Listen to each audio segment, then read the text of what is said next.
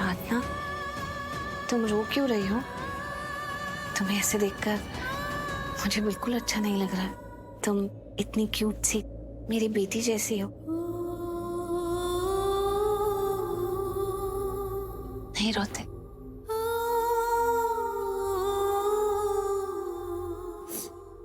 मेरी माँ जिन्होंने मुझे पाल पोस के बड़ा किया, उन्होंने तो आज तक कभी मेरे आंसू नहीं पोंछे। नहीं मतलब मैं शिकायत नहीं कर रही हूँ, बस एक बात दिल में आई तो कह दी। आज आपने मेरे आंसू पोंछे, आपके हाथों में एक अपनापन महसूस हुआ जो आज तक कभी मुझे अपने घर में भी महसूस नहीं हुआ। देखो प्रार्थना, इस दुनिया में ना जाने अनजाने, अपने पराए, ऐसा कुछ नहीं होता।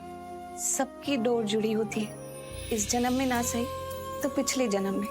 अगर हम किसी अजनबी से मिलते हैं और उसके साथ कोई रिश्ता बना लेते हैं तो इसका मतलब उसके साथ हमारा रिश्ता पहले से ही था, पिछले जन्म का, जो अब हमारे सामने आ गया है। मैं ये सब कुछ इसलिए कह रही हूँ क्योंकि अब हम दोनों को ही देख लो, हम दोनों जो एक दूसरे से मिले हैं, ये कोई संजोग तो नहीं। तुम हॉस्पिटल में अचानक कहीं से आ गई और तुमने मेरी जान बचा ली, और अब मैं यहाँ किस्मत से आ गई और मैंने तुम्हारे आंसू पोंछ दिए। तो इसका मतलब हमारा जो रिश्ता है ये भी पहले का ही बना हुआ है।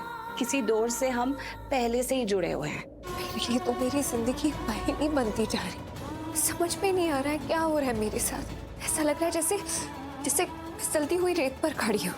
जितना समझने की कोशिश करती हूँ कि कहाँ खड़ी हूँ, और ज्यादा फिसल जाती हूँ। ऐसा क्यों सोचते हो? अगर अभी कुछ समझ में नहीं आ रहा है तो उसे समझने की कोशिश करो ही नहीं।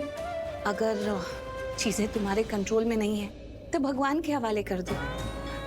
ऐसा बहुत बार होता है, हमें लगता है कि हमारी लाइफ में जो कुछ हो रहा है बहुत गलत हो रहा है, अब क्या होगा, लाइफ एंड हो गई है। लेकिन कुछ सालों बाद जब हम मुड़ के वो समय देखते हैं ना, उसके बारे में सोचते हैं, तो ऐसा लगता है कि थैंक गॉड हमारे साथ ऐसा हुआ। कहते हैं ना कि मन का हुआ तो अच्छा और मन का ना हुआ तो और भी अच्छा, क्योंकि फिर वो भगवान की मर्जी का होता है।